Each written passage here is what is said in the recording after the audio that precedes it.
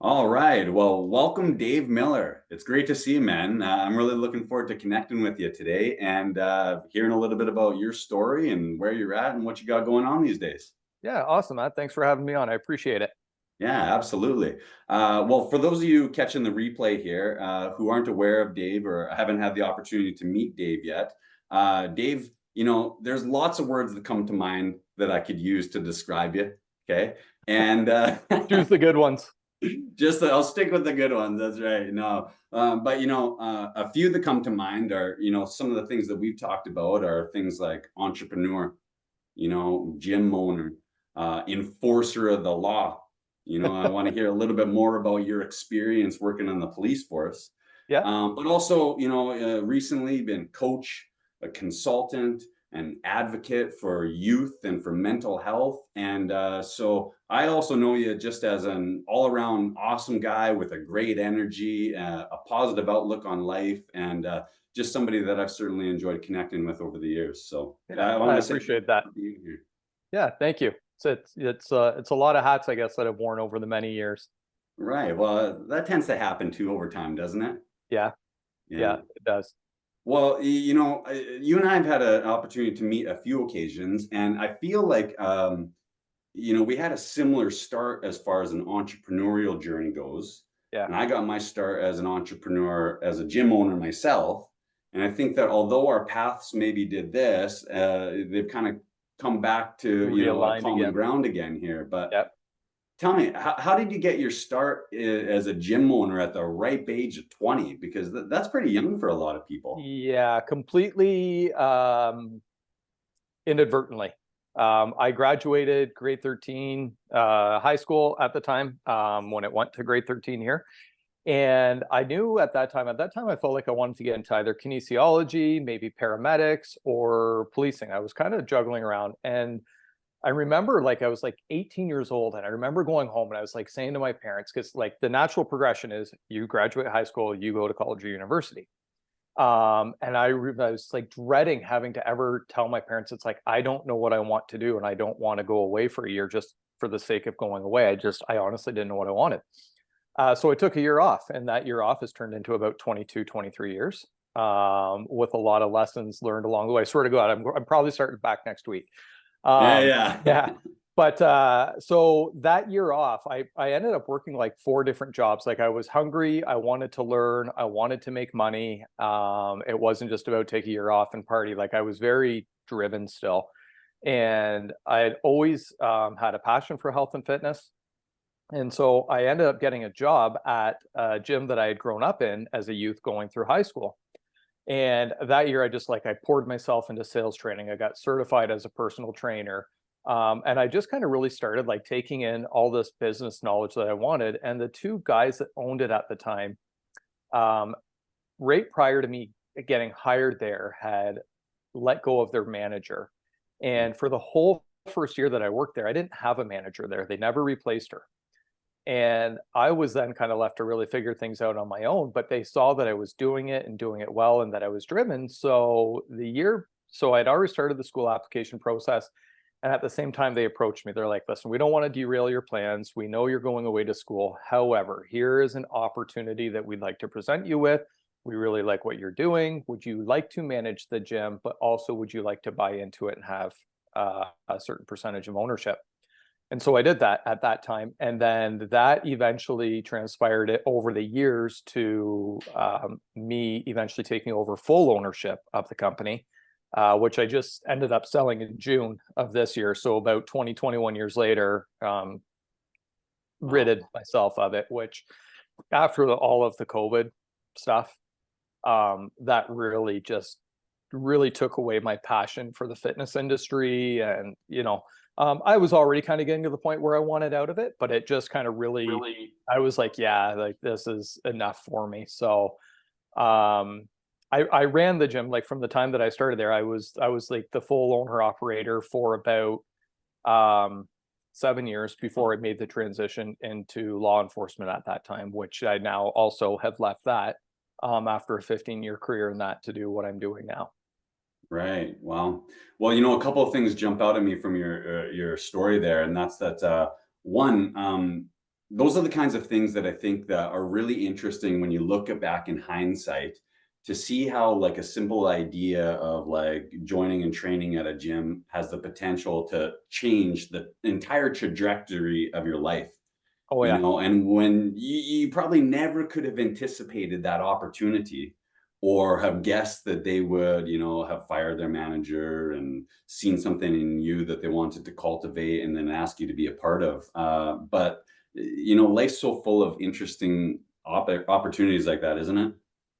Oh, and when I look back, Matt, like I've done a lot of reflection, especially over the last couple of years, when I really look back, and I look at how the universe has aligned things and how there's no mistakes, right? Everything happens exactly the way it's intended to be, whether you see it in the moment or you don't.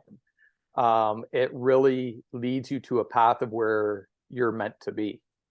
Sometimes those are opportunities that you have to see are before you and seize them, and live life on your terms rather than live life accordingly to what other people tell you. Like when I made the decision after almost 15 years of being a police officer to leave, um, like the crazy look that I got from people and like you're friggin' nuts kind of stuff, right? And I had a decision that like, do I want to live life on my terms or do I want to live life on what everybody else's expectations are of me?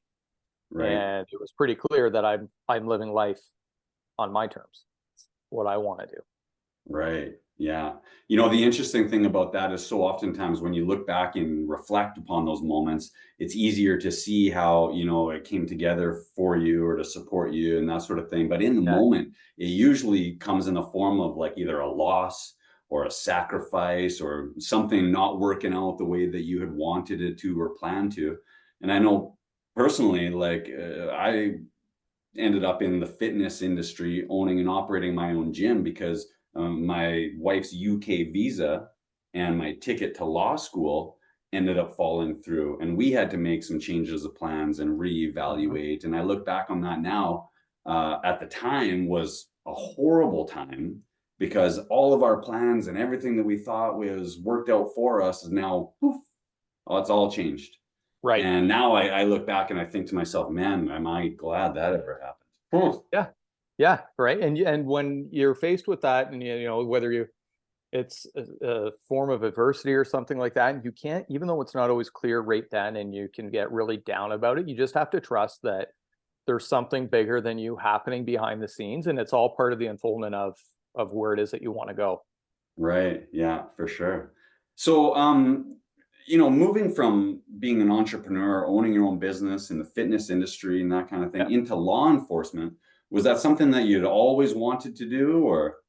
So I had always had that thought, like when I was in high school, maybe it is. And my parents actually, as supportive as they always were, that was one thing that they kind of tried to dissuade me from I doing. bet. And I remember it like in 2006, a friend of mine, kind of like an industry colleague in the fitness industry, he owned a health club about 2 blocks from where I owned mine. He lost his business. And here he was probably at that time uh, late 30s. So he was relatively older than I was at the time. He was having to start all over, completely fresh again. And my vision, so I still had two partners in the health club world at this time. My vision for where I wanted it to go did not align with the vision where they wanted it to go. Mm, But I was the one working in it day to day. They didn't work there. right. So I had to make a decision then. I'm like, I don't want to ever end up in a position where I'm at that age and having to start all over again. So I decided to pursue it because it was something that I had always wanted to do. And we hired a manager. I brought them on. I trained them, get everything up and running where it was I wanted to, and I ended up getting hired, and that kind of sparked my career in that direction, which was an amazing, amazing 15 years. But it got to the point too where it just no longer served me the way that I wanted it to, and I knew there was more that I wanted to do. Right. Yeah. So, just a little side note here, out of curiosity, Yeah. what kind of work were you doing on the police force, and then what inspired you to want to make that change? Because, like you said, a lot of people would probably think that that's crazy to leave a career that you're established, you worked your way up the ranks, so to speak. Yeah. So when I began, I started working in our court system. I spent a couple years there, and then I transitioned to working on the road as a police officer. Within about 3 years of doing that, I got a spot on our services tactical team, and I spent about 8 years there. I was a tactical medic. So in that world, everything we do, like high risk search warrants, weapons calls, everything from that to searching for missing persons, elderly, missing children, those kinds of things. And I absolutely loved it. The training that I got through that was absolutely unbelievable. And I had spent 8 years doing that. I knew kind of after 8 years, okay, this has run its gamut. Like it's been really good, but I want to move on and explore other things. So I applied and got a position in our intelligence unit, where I was working in and overseeing human trafficking in Wow. our community. Now I'm going to kind of backtrack to what I was doing before. So it was September 2021. I was set to start my new position in human trafficking in January 2022. And it was a Sunday night. It was the September long weekend, and I was involved in an on-duty police shooting. And it's funny, like I see your face there, and amongst everything that I've ever had happen to me in that career, that was when I actually did very well in mentally dealing with.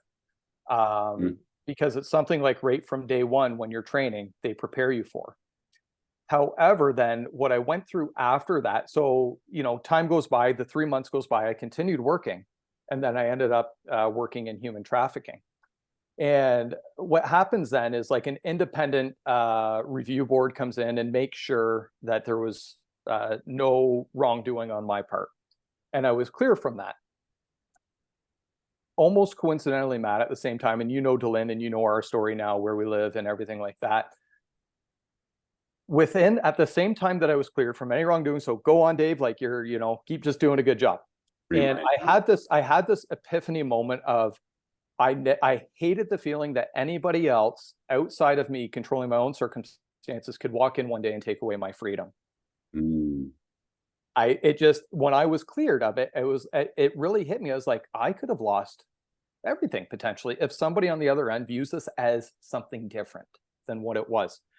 And almost at the same time, Delin and I found this opportunity to move to Barbados. Mm. And it just kind of hit me. It was like, what do I have to lose? I want to live my life the way I want to live my life. And if it no longer, like, the risk reward wasn't there for me anymore. I loved doing the job, but the risk reward, what happens beyond what a police officer can do, what happens when it gets to the court system and everything like that, there's so much politics. It's just like, what, this just no longer aligns with me. So we made the decision to move forward with, like, hey, let's go live on a Caribbean island and see what that's all about. When I left, I completely resigned, but I kind of had it in my back pocket. Like, I could have taken a leave of absence or done anything. I didn't. I wanted to, like, truly burn the boats. Mm. Right. I wanted to not give myself that future out. It was left with me. The door's open, Dave. Like, if you want to come back here, there's always a spot here for you.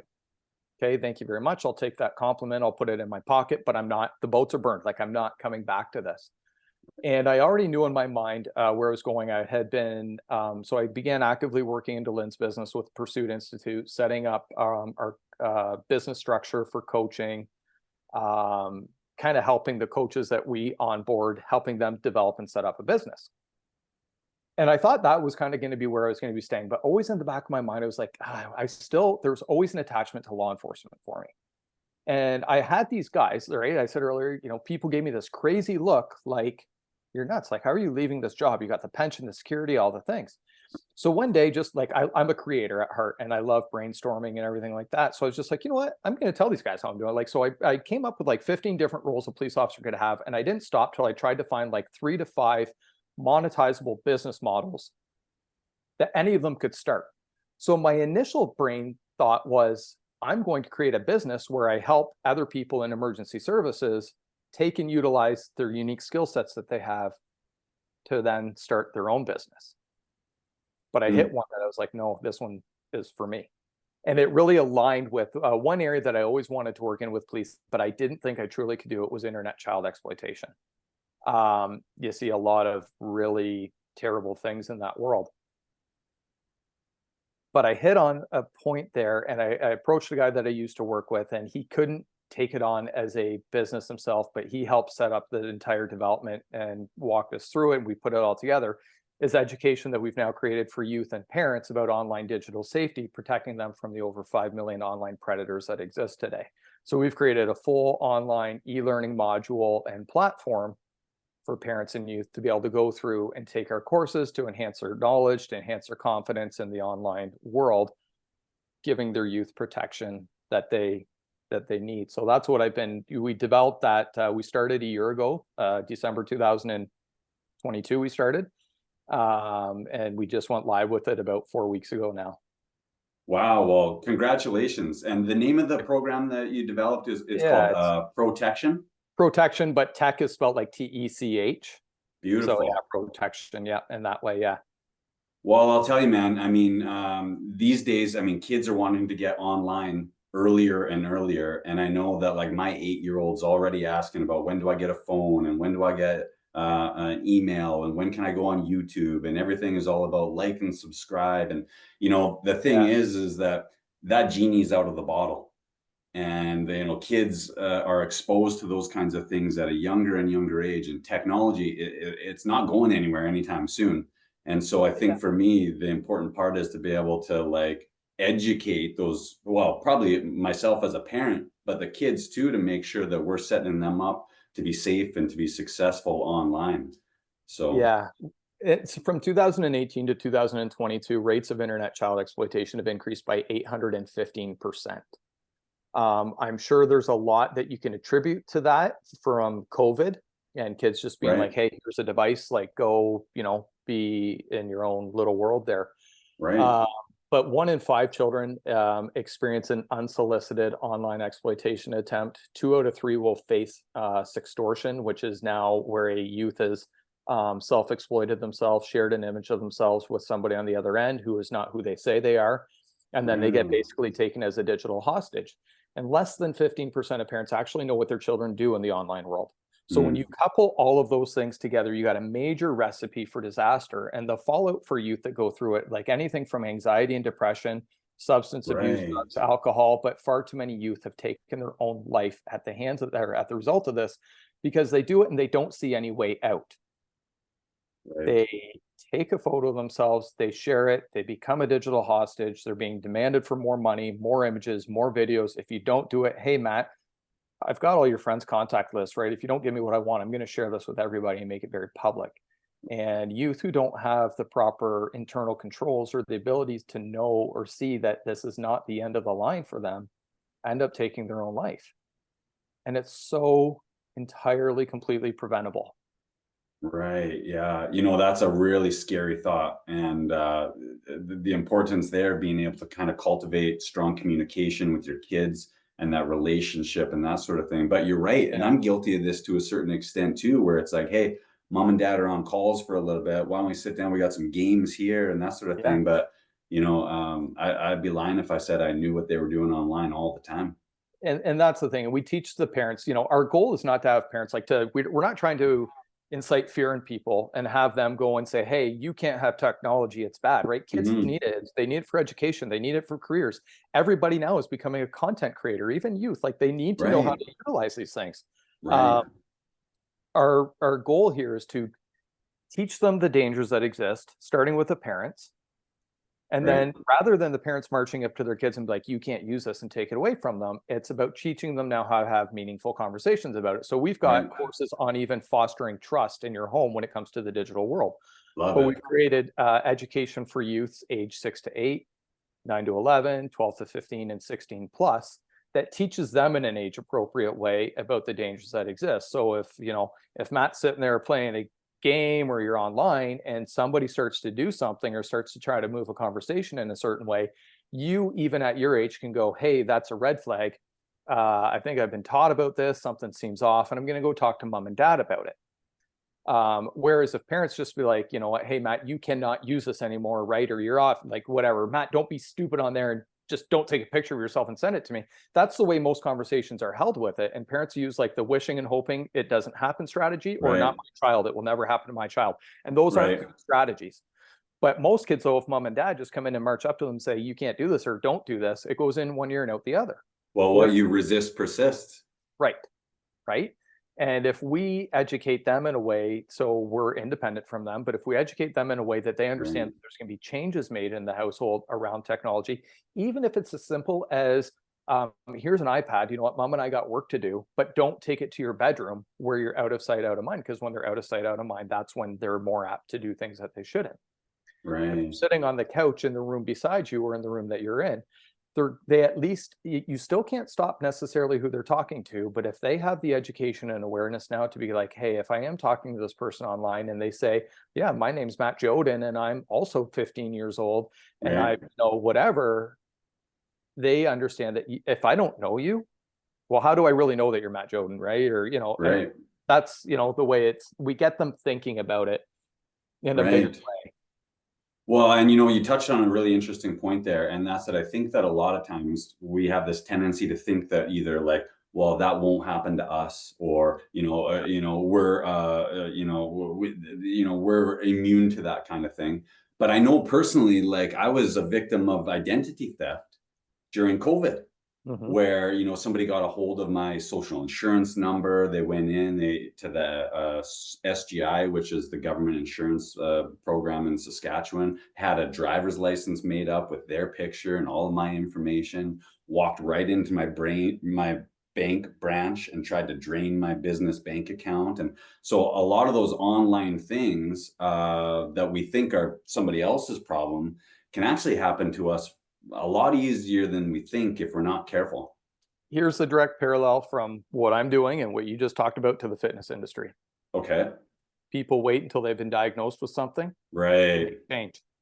Right. People wait until, very few people are like already super, super fit and be like, it's been a part of their lifestyle already. But at some point in time, when somebody does that, even if it's somebody, you walk into the gym, holy cow, that guy's 50 years old. He must be super fit. Maybe you find out he's only been working out for 10 years. He didn't start till he was 40 years Right. old when he was diagnosed with something or when he was, obese or whatever, right? Then he committed. We live in a very reactive society. Right. The problem is in the online digital world, and same with the fitness industry. If you wait to react, you might be dead. Are you Right. going to wait till you have a heart Too attack late. before you start working out? Are you going to wait till you've been diagnosed with cancer before you start eating healthier? Are you going to wait till your child's been exploited online before you start educating yourself as to what's going to happen? We live in a reactive society. It's too painful for people to want to go through change early on. And that's, and that comes through the narrative of talking to people like, are you going to wait until you go bankrupt before you learn how to fix your business? Are you going to wait until like whatever it may be, right? Live in a proactive world, Right. right? Right. Yeah. So with protection specifically, are you guys, is it about like sexploitation, or is it about online bullying, or is it about identity theft, or a little bit of kind of all of that? Primarily working in the areas of internet child exploitation. Okay. From there, we break it down. Like we've got courses and documents and resources on here's the exact steps an online predator will use to build a relationship with somebody in the online world, and teaching people to recognize those things when and if they happen. Courses on fostering trust, right? So teaching parents how to develop a sense of trust, because there's a difference between like real life trust, like I'm sending my kids off to go out with their friends tonight, and having trust in that world versus Right. having trust in the online digital world, because youth too often disconnect the online world from real life and don't always think it can happen. Right. As whereas in the real world, drinking, driving, or something like that, kids might be more aware about it and go, I would never get in a car with a drunk driver, but I would talk to a stranger online. Right. Both can Yeah. have very dire consequences. We've got courses for youth on age of consent. So teaching them properly what consent is, especially as they're entering into relationships at younger ages. What does consent look like? What does consent look like if it's revoked? What are the proper age ranges for consent? A lot of information on that. Social media platforms. So we take all the main social media platforms that youth would use, and we break them down into bite-sized chunks for parents to rate from here's how you would register on it. Here's how your kid uses it. Here's how your kid might try to hide it from you and the stuff they know about it that you don't know. And here's how an online predator would try to use this platform to connect with your child. And then we've compiled all the resources and security privacy settings for parents. So it's kind of in like a one-stop shop, click and be able to make sure that their security settings are put in place that give them that added layer of protection. We break down games for them. Roblox is a very popular game that youth use right now. So we break down, games for them. Courses on human trafficking, the dark web, a lot of different things. And we are going to expand probably eventually into, next to youth being probably the most vulnerable in the online world, seniors would be after that. And online scams, fraud, catfishing, different things like that, where seniors can fall trapped to. So now mom and dad got to worry about their kids, but they also got to worry about their mom and dad. Right. And parents and seniors falling prey to these things. And the emergence of AI. Well, I was just going to say, it adds a whole other layer to things. And this is where, we even educate parents, like, look, like if you're posting your kids' pictures on Facebook, and I was just as guilty of it too, right? Here's my family, here's what we're doing. And I had to go through and figure it all out. Having voices of your kids, right? Somebody can capture your kid's voice and now use AI generated. So you get a call one day, hey, Matt, or hey, Dad, it's me. I don't know where I am. I was walking home from school and somebody grabbed me and they wanted a bunch of money, like whatever it is, right? It can be done. That's a common grandparent scam. Grandma, it's me. I'm stuck somewhere, right? So the emergence of AI is going to change things so rapidly. Utilizing pictures from children, like one thing that we're very focused on doing outside of the education. You just opened up a can of worms here for me, Matt. No, that's great. I love it. We're very committed to research and development in the online world, making sure parents always have what they need up to date. Even if a new social media platform comes out, we're going to research it. We're going to find the dangers that exist in it and then provide it to our members. The second thing is utilizing technology to identify victims in the online world and identify offenders. And when we can identify victims, we want to bring them through a program or an initiative that we're creating called Victim to Victor. So helping people, people who have been harmed in the online world or sexually harmed in real life are at a higher risk of reoffending later on as adults themselves. So if we can put them through and give them the resources they need to reintegrate themselves safely, confidently back into society and break that cycle of violence, winning. But the other big aspect that's like really not talked about and that people truly don't know how prevalent it is people who are downloading and accessing child sexual abuse material, which more commonly in the media is child pornography. Okay. That's how the media always portrays it as, and that's because people know what that term means. But in pornography insinuates that somebody's given a level of consent. Children cannot consent. Of course. Child sexual abuse material. If I were to show you using software that law enforcement use, how prevalent it's happening, you would look and you would know it's happening within a very small radius of you right now. And so it's impossible to think that law enforcement can go in and completely eradicate it from any community. Pre-internet, it was traded and distributed through regular postal mail. Really? And they got very, with creative thinking, forward, outside the box thinking, it was almost completely eliminated. X-ray machines and everything like that, right? Like the postal service was just getting rid of it. As soon as the internet comes, 1993, it's just like skyrocket. And the trends are still going like this. It's not like it's flattening. It's not a bell curve. It's still climbing, climbing, climbing. So when it comes to somebody has a drug or alcohol dependency, which society doesn't really frown upon. Somebody can say, hey, I have a dependency here and I'm going to voluntarily go seek help. If somebody has an addiction to children, they can't really put up their hand because society's going to want to lock them up. Yeah, lock them up, right? Most offenders, not all, know that they have a problem. They didn't just wake up one day and start viewing that material. It's a slow fade. Okay, gotcha. However, 50% of people who view the material actually become hands-on offenders themselves. So the intention behind this is to set up and create a campaign where people can anonymously go into their community police service with their material, and in exchange for charges, go through proper counseling Hmm. to try to fix the behavior. Wow, interesting. So you would go into a community, you would do a community sweep, you would still do search warrants, you would go after people, you would do all the things. Then you would basically very publicly in the media say, this is what we're doing. You have an opportunity to come in and turn in your material. If you do not, your door will be next. We're not going to stop in this community until it is done. Right. This is a very long-term vision of mine that I see, but if you want to get rid of a problem, you have to think of a different way to do it. Right, of course. Like when we started this education on internet child exploitation, I had somebody say to me, like, well, it's a waste of time. Like, parents can find access to all this stuff for free on the internet. One, people don't do things if it's free. Two, parents then need to be able to search for what it is that they're looking for. Then they got to piece it all together. It's like taking out a 1,000-piece puzzle, dump the 1,000-piece puzzle out and go, I got to assemble this thing now. No, thanks. It's too much. Right. So let's do it for them. And then my other argument was, well, if free was working, we wouldn't be seeing an 815% increase in internet child exploitation from 2018 to 2022. So free doesn't work. It's not. Parents still are in that wishing and hoping it doesn't happen to me strategy.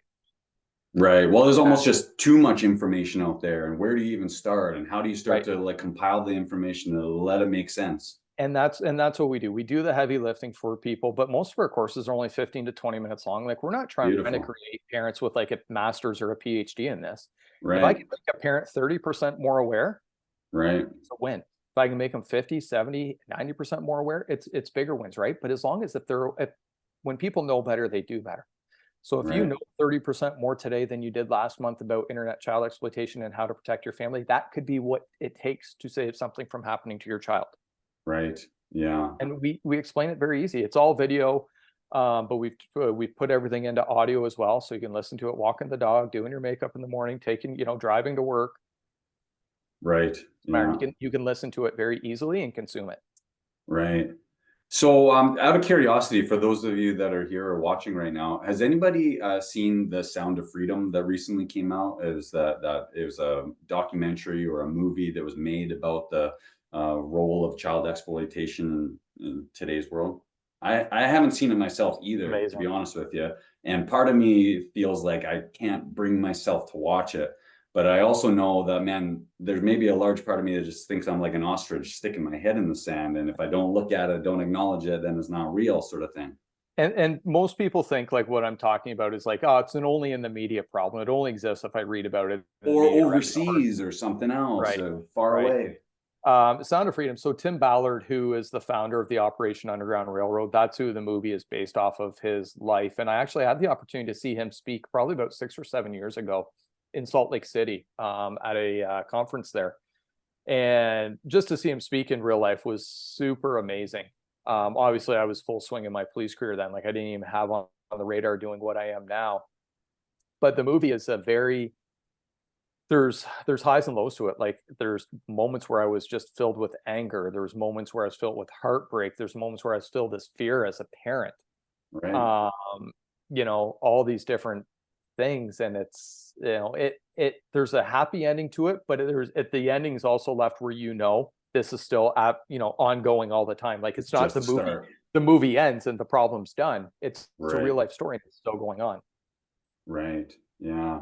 Well, I'm really interested in kind of like just your mindset about this, and it's very clear that you're well versed in some of the mindset type of work that I do and that we do as a group and that sort of thing. But let me ask you, like we talk a lot about like our self-image and our beliefs, our perceptions, our habits, and how we see ourselves. I'm curious, in your opinion, do you feel like your experience as a police officer and the energy and the persona and the self-image that you had there has been a help or a hindrance to you as far as a coach? Or did you feel like you had to like kind of reinvent yourself and let go of some energy and some habits? All of the above. There's no doubt about it that my life experience and the experience in that world, I'll always carry it forward with me. When I left policing, I've been like a personal development kind of junkie for like probably like 12, 15 years. But I was always just like, I was the type that I would listen to a Tony Robbins podcast or something like that while I was working out. And I'd be like, yes, this Yeah, is me a too. life-changing moment. This is fantastic. To me, I learned that's just a dopamine hit. Feel really, Sure. really good in the moment, but I wasn't applying it. And it wasn't actually that I truly allowed myself to study it and apply it and be open to the concept of universal law and everything else when I left policing. That I Mm, truly just kind of like found brain space for it, right? So I've kind of reinvented who I was. I'm still the same person. I mean, oh, I'm not the same person. I've grown. right. And one thing, like one project that I'm working on now is for specific for people in emergency services is about, see, I used to think resiliency was all these things would happen to you, right? You'd see all these terrible things or experience them and you'd compartmentalize them and you just kind of stuff them down into this internal box. Well, Sure. eventually that box gets overflowed and you can't compartmentalize anymore and you have a massive breaking point. I went through my own of that in around 2014, 2015. Mm, I maintained working through it but I didn't really truly know how to completely handle it. It wasn't really, Matt, until I probably finished policing that I really realized everything happened for me, not to me. And so I've kind of defined now what I call like the new resiliency, right? Resiliency okay. isn't about compartmentalizing. And I'm working on a book right now for emergency service workers about finding growth in post-traumatic incidents and not stress, right? Say that one more time. Finding growth in a post-traumatic world, right? So we live Beautiful. post-traumatic stress is such a hot topic button, and I'm not saying it doesn't exist. It does. It's very real.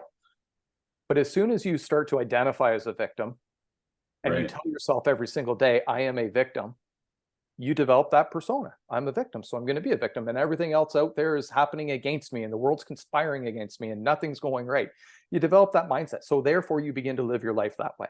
And Right. rather, I've learned to really find true growth in myself through everything that ever happened for me. Right. Right. And so if I see it, whether I write the book just for myself and it's therapeutic to me, or I write it and it's for a million other people, that's not up to me. Right. It is what it is. I'm going to pour my heart and soul into it. And I think if I can share that story and get people to change their mentality to personal development, learning why things are happening, connect the dots looking backwards and see what's all happened and see it's led you to where you are today. Now it's up to you to take what you have and apply it to move forward. Yeah, I love that. I think that's beautiful. But, I've oftentimes said that the best things come from a need to scratch your own itch, where Yeah. it's like you see an opportunity or you see either an idea or a product or a service that you wish was out there. And you see like either a gap and you say, well, hey, I don't have that, but I can see value in that and I'd like to have that. And so I'm going to create that. And I feel like that's the kind of thing, if it strikes a chord with me, chances are there's probably other people who are going to resonate with that on the same level. Yeah. And I've oftentimes felt that, like, they say that your mess becomes your message. And it's like I what like you that. learn in the process and taking some of those hits and then you roll it forward. And now you can help others on that same journey to overcome maybe some of the same challenges or some of the same experiences that you've had to endure and help each other throughout that whole process. I love that. Your mess becomes your message. That's really good. Yeah, Yeah. 100%. So just a little side note here. Yeah. Some of you guys will remember Delin Miller, and Delin came and spoke to us, and her and Dave have moved to Barbados, like he had said, and launched what was called the Pursuit Institute, or what is called the Pursuit Institute. And you guys are doing all sorts of great stuff as far as mindset and coaching and that sort of thing yourselves. My question for you is, what's it like to be married to a mindset coach? So we established pretty early on, you don't, Eh, this was when I was like, so I said earlier, I was into personal development a long time ago, but I wasn't ever Right. applying it. I was into it before Lynn was, but she learned to apply it much sooner than I did. We Interesting. went through these difficult, and this is when I was stuck in law enforcement mode. I didn't want to be coached, especially like I was open to being coached, but definitely not by your spouse. And so Right. we just agreed now, like, right, like we know how to work together. She handles like I've kind of transitioned from everything I was doing with the Pursuit Institute. I still help our coaches that on board with us set up and develop their business, but Cool. she handles all the mindset stuff. I was like, I got to stay like so focused on what I'm doing right now with the online digital safety. But we still, like, just before this call, like, she's relaunching her website, right? So I'm reviewing the website and going through everything. We complement each other that way, but when it comes to coaching, we just agree not to, like, I'm not going to coach you, you're not going to coach me. Right. Right. We'll have Yeah. good, meaningful conversations, but there's definitely a distinct line there between that, which is why I've worked with other mentors though in my life too, right? To get it from somebody else. Right. And, I think what you said there is so important. Like, you can be open to coaching, but to come from a spouse can be difficult. And, It even back can when be, unless it's going to be a two-way street of a conversation. Like, right. Yeah. Or time and a place where it's like, hey, I'm in this situation. I got a thought here. What are your thoughts? Or can you lend me some perspective here? 100%. And we will go to each other and ask for that support as well. But it won't come from, like, if she sees, one of her clients not living to their full potential, where she calls them out on it, in a way, that somebody's paid her for and hired her to do. We don't really do that, like, come at each other from, I see you doing something here. And, we wait for that open invite to, can we talk about this? Right. Yeah. 100%. Yeah, I know that even back when I was owned and operated my fitness facility, that my wife would come to the gym and work out a couple of times, but there was a few occasions where I try to give her a program or tell her what she should be doing for her workout, and it wasn't received very well. And that would be Yeah. like, she'd look at me and be like, "You drop and give me 10 push-ups," Yeah. It's It's like, funny well, you say that, because we're doing P90X right now. Like, we're going old okay, school, like circa like 2003 or whenever that came out. But we're like, yeah, let's just work out at home for a little while here and do this. And I'm watching her and I'm like, don't even bother trying to correct any form, Dave. Just do your workout and just be happy we're yeah, together. yeah, that's right, Let it go. Let it go. right, a hundred Yeah, percent. Hey, so just a couple more questions. You got a few more minutes here, Dave? absolutely. Yeah. Just a couple more questions. I wanted to go back to what you were talking about making the decision to leave law enforcement and to move to the Barbados, Yeah. kind of leave everything that, was familiar, that was known, something that would most people would argue would be fairly like safe and secure as far as a career wise. And I'm curious, like, how did you navigate some of those conversations, either with family or friends? And what was the real impetus there that kind of caused you to just put your foot down? Like I know you mentioned And say we're doing that work incident and that sort of thing, but how did you navigate that conversation with family and friends, or did you have much resistance? it. No, there wasn't a whole lot of resistance. So pre-COVID, like, we would travel a lot and we loved traveling, loved going through the Caribbean. We had never been to Barbados before moving there, like, had never stepped foot on the island. But in traveling, you'd bump into people who were like, yeah, I sold everything, I'm doing this. And we'd always like, oh my God, what a dream. Like, wouldn't that be amazing to go do that? And so then when COVID happened, we kind of really lost our ability to navigate the world and travel as we saw fit. We always Right, talked about, like, for about a year before we decided to do it, like about once every 6 or 7 weeks, I'd get in this research mode of researching other islands that you could go and be a digital nomad or like become an expat. right, And finally one day, and I had never, and all of the research, I had never even looked at Barbados. And finally, like, after all this other stuff happened, I was like, I truly felt as though I was done. The first place that popped up when I started looking was Barbados. And they had this, it was called the welcome stamp. You could go there for 12 months, right.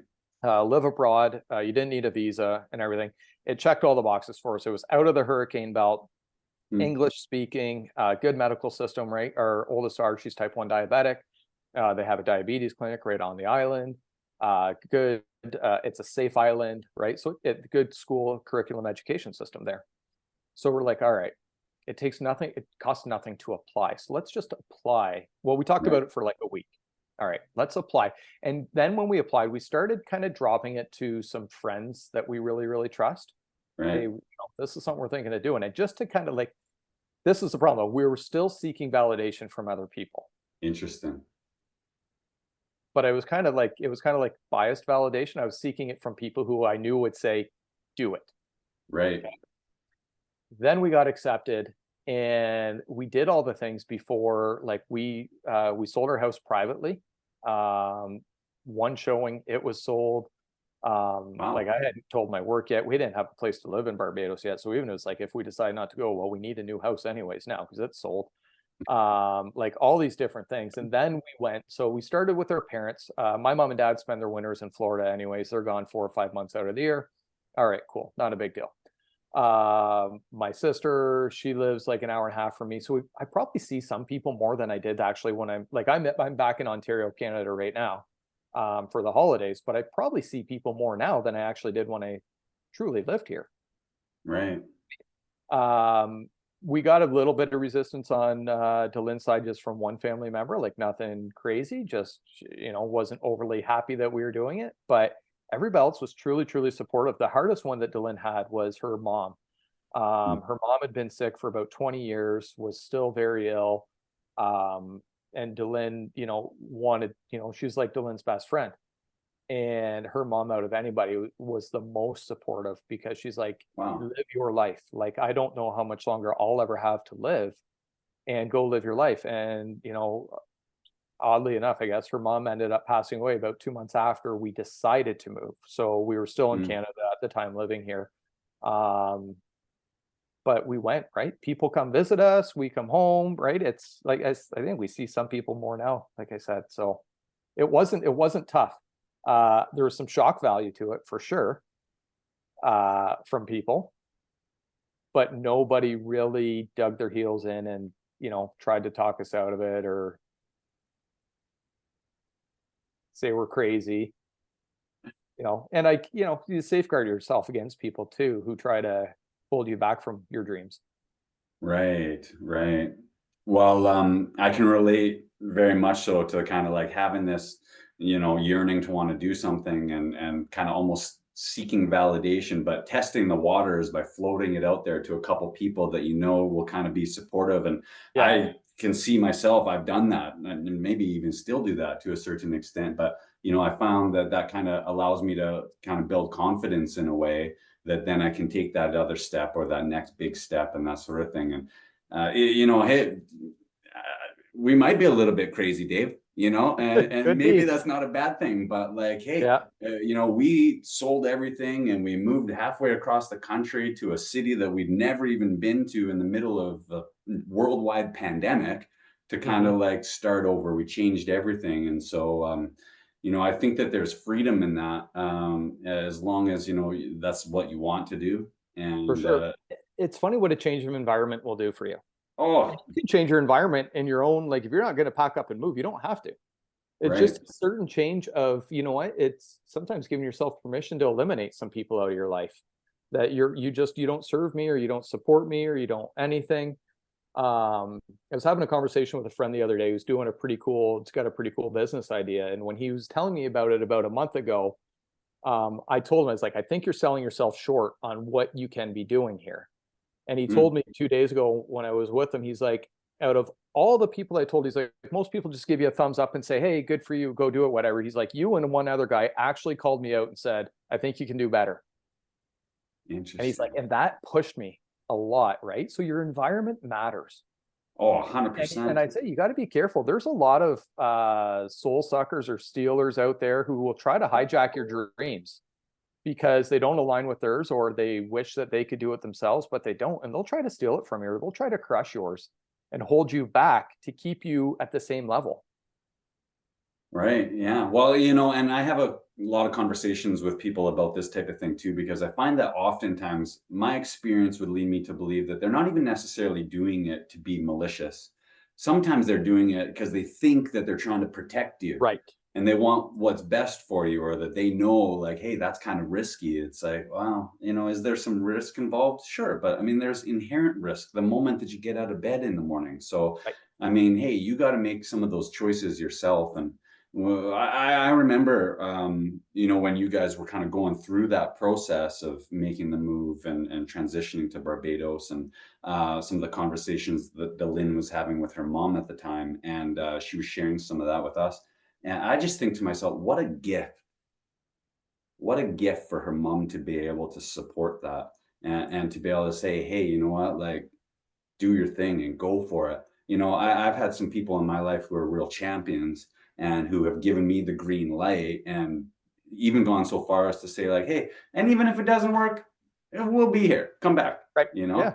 and not that it's like, I'm not burning the boat, so to speak, but it's like, hey, you know that like that's a part of it, and take a chance on what you want and go for doing what you really want to be doing, sort of thing. Yeah. And it's important to be able to have those people in your life that you can turn to, that can support you, that can encourage you, and that can uplift you and say, hey, don't be playing so small here. We get Yeah. one shot at one crack at this thing called life. Yeah. Yeah.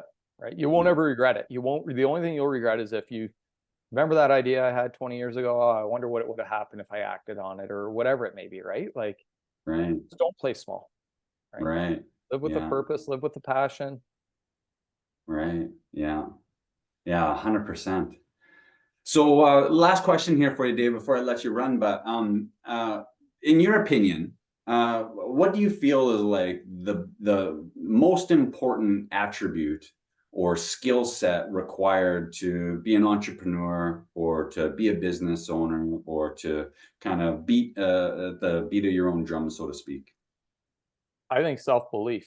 Anything else Self-belief. you can learn, right? You don't Mm. have to, as long as you have a belief and a passion for what you're doing, um, do it with a purpose, right? Don't do it because you think you can make it a side hustle or make a few bucks in the process, but you're truly not passionate about, because you'll never see it through. If you're doing something like that and you hit a roadblock or a speed bump, you might not drive over. You might go, oh, it's too difficult. I'm going to stay comfortable and stay where I am. So I think if you have a passion, right, look for a problem. Okay. Like you know, Netflix disrupted the blockbusters of the world, right? Like, look for a problem that exists and go, is Right. there something here that I can use to solve it? And then just believe in yourself. The how to do it will come to you. You got to research it, you got to figure stuff out, but you don't have to have all the skill sets before you do it. Develop Right. the skill sets along the way, and you're always going to be developing. You just belief in yourself. Number one thing. Yeah. Yeah. And the courage to start. Hey. Yeah. Yeah. Yeah. You're going to have fears going to sneak in, anxiety, days where you wake up and you think, am I absolutely crazy? Like, all the things, right? They happen to every entrepreneur. But if you believe and you're so passionate about what you're doing, it'll all work out. Yeah, I love that. That's awesome, Dave. Hey, how can anybody learn more, or find resources and information about protection online if they're looking to learn a little bit more about you or what you do? Yeah, so our website is protection, but it's spelled with like TECH, so PROTECHTION.me, so protection.me. Cool. That leads them right to our website, explains everything that we're doing, who we are, and then from there they can, head over to our landing page and check out everything there that we have. Beautiful. Follow us on Facebook. You can find us on Facebook, Instagram, all that kind of stuff there. Okay, awesome. Well, hey, Dave, I really want to say thank you. I appreciate you being here today. I always appreciate your energy, just your attitude and your outlook on life and Thank you. business. And Likewise. it's great to see you, man. I'm glad to hear that you guys are doing well. Always look forward to connecting with you. And thank you again so much for being here. Yeah, Um, thanks for having me, Matt. I appreciate it, and coming to talk to everybody. And anybody has questions about it, don't hesitate to reach out. Sounds great. Well, thanks so much, Dave. Okay, thanks, Matt. Have a great Merry day. Christmas. Yeah. Yeah, happy holidays, bud. See Thank you you. guys. Bye.